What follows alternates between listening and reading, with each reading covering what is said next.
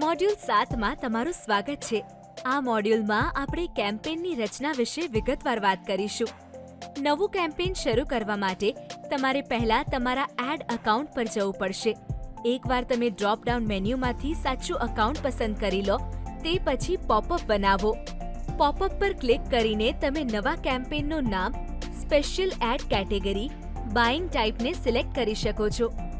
તેથી યોગ્ય add manager account પસંદ કરો, ક્રિએટ પર ક્લિક કરો અને સાચી વિગતો ભરવાનું શરૂ કરો। જેવું તમે કેમ્પેન લેવલ ક્રિએટ કરો છો, તમે ઉપર ડાબી બાજુએ જોઈ શકો છો ઉચ્ચ જાહેરાત સેટ અને જાહેરાતો પણ કેમ્પેન સ્તરની અંદર આવે છે। કેમ્પેન સ્તરમાં તમને એક ઉદ્દેશ્ય પસંદ કરવાનું કહેવામાં આવશે। બ્રાન્ડ અવેરનેસ, રીચ, ટ્રાફિક અથવા કન્વર્ઝન્સ, તમને આ બધું પૂછવામાં આવશે। દરેક કેમ્પેનનો એક જ ઉદ્દેશ્ય હોઈ શકે છે। કેમ્પેન લેવલ પર એકવાર કેમ્પેન ઓબ્જેક્ટિવ પસંદ કરી લીધા પછી તમને કેમ્પેનનું નામ પૂછવામાં આવશે।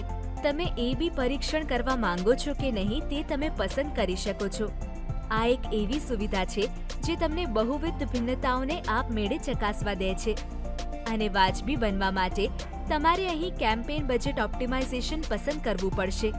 તમે કેમ્પેન બજેટ ઓપ્ટિમાઇઝેશનનો ઉપયોગ ક્યારે કરો છો? ખાસ કરીને જ્યારે તમે એક કરતાં વધુ એટલે કે બહુવિધ એક્સેસનો ઉપયોગ કરવા જઈ રહ્યા હોવ, સાચું ને? એકવાર તમે આ કરી લો પછી તમે આગલા પગલા પર આગળ વધશો। પછી તમને તમારું કેમ્પેન બજેટ સેટ કરવા માટે કહેવામાં આવશે। શું આ દૈનિક કેમ્પેનનું બજેટ છે કે જીવનભરનું બજેટ? બરાબર, અહીંયા તમારે સિલેક્ટ કરવાનું રહેશે કે તમે કેટલા પૈસા ખર્ચવા માંગો છો। દૈનિક બજેટ અથવા જીવનકાળનું બજેટ તમારા કેમ્પેનના ઉદ્દેશ્ય પર નિર્ભર રહેશે, સાચું? આ જીવન બજેટ તમારી જાહેરાતની પહોંચને મોટા પ્રમાણમાં વિસ્તૃત કરશે અને તે ખાતરી કરશે કે તમારી જાહેરાત લોકો સુધી પહોંચે છે જ્યારે તેઓ ઓનલાઈન હોય। જ્યાં સુધી તમારે સતત બજેટ જાળવવાની જરૂર નથી, ત્યાં સુધી શું આ જાહેર સેવા જાહેરાત માટે સારી પસંદગી છે? અને એકવાર તમે આ બધી માહિતી પ્રદાન કરી લો, પછી તમે એડ સેટ લેવલ પર પહોંચી જશો। એડ સેટ લેવલ તે છે જ્યાં તે દરેક પ્રશ્નોના જવાબ આપવા માટે તમે તમારા વિશિષ્ટ ઓડિયન્સ અને બજેટ માટે ઉમેરવા માંગો છો તે પૃષ્ઠો વિશે પૂછશો। આ સાથે તમારી પાસે અહીં પ્લેસમેન્ટ પણ હશે, તેથી તેને નામ આપીને તમારી સંપત્તિ બનાવો। એકવાર તમે આ કરી લો પછી આગળ વધો અને તમારી ઓડિયન્સને પસંદ કરો। આ કોર ઓડિયન્સ હોઈ શકે છે અથવા તે કસ્ટમ ઓડિયન્સ પણ હોઈ શકે છે। આ એક જેવી દેખાવાવાળી ઓડિયન્સ પણ હોઈ શકે છે। તમે તમારી અનુકૂળતા મુજબ સ્થાન, ઉંમર, જૂથ અથવા લિંગ પસંદ કરી શકો છો। તેના આધારે તમે તેમની પસંદગીઓ અને વર્તનને ધ્યાનમાં રાખીને વિગતવાર લક્ષ્યીકરણ કરી શકો છો। જમણી બાજુએ તમે પસંદ કરેલ પ્રેક્ષકોના પ્રકાર પર આધારિત અંદાજિત દૈનિક પરિણામો જોઈ શકો છો। આ કર્યા પછી તમે હવે આગળ વધી શકો છો અને પ્લેસમેન્ટ પસંદ કરી શકો છો। આ માટે તમારી પાસે બે વિકલ્પ હશે, એક ઓટોમેટિક અને બીજું એડવાન્સ્ડ પાસ્ટ પ્લેસમેન્ટ। આ ભલામણ કરેલ વિકલ્પ છે। આપણે મેન્યુઅલ પ્લેસમેન્ટ પર પણ જઈ શકીએ છીએ, જ્યાં તમને વિકલ્પ મળશે, હું મારી જાહેરાતો ફક્ત ફેસબુક અથવા ઇન્સ્ટાગ્રામ પર ચોક્કસ સ્થળોએ પ્રદર્શિત કરવા માંગુ છું। તમે તેને પસંદ કરી શકો છો, બરાબર? તે પછી તમને પૂછશે કે શું તમે ચોક્કસ ઓપ્ટિમાઇઝેશન સેટ કરવા માંગો છો? આનો અર્થ છે તમારા ખર્ચ પર નિયંત્રણ।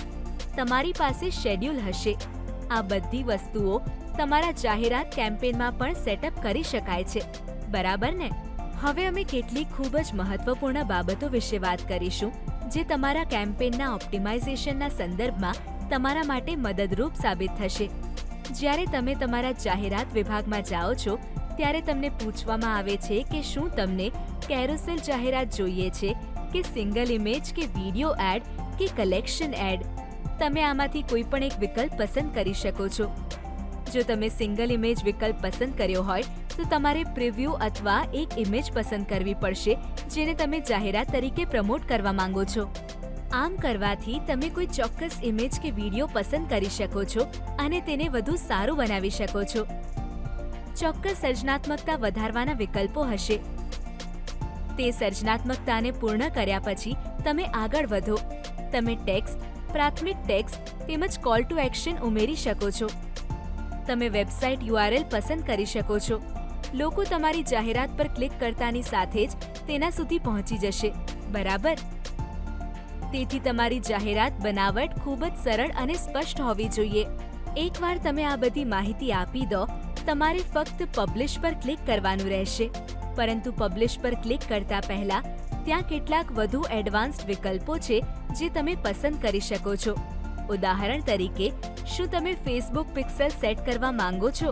શું તમે વધુ ભાષાઓ ઉમેરવા માંગો છો? બરાબર. જો તમે તમારી જાહેરાત વિવિધ પ્રકારો અને વિવિધ ભાષાઓમાં બતાવવા માંગતા હો તો તમે તે પણ કરી શકો છો. આ બધા તમને એડવર્ટાઇઝમેન્ટ કેમ્પેન બનાવવામાં મદદ કરશે.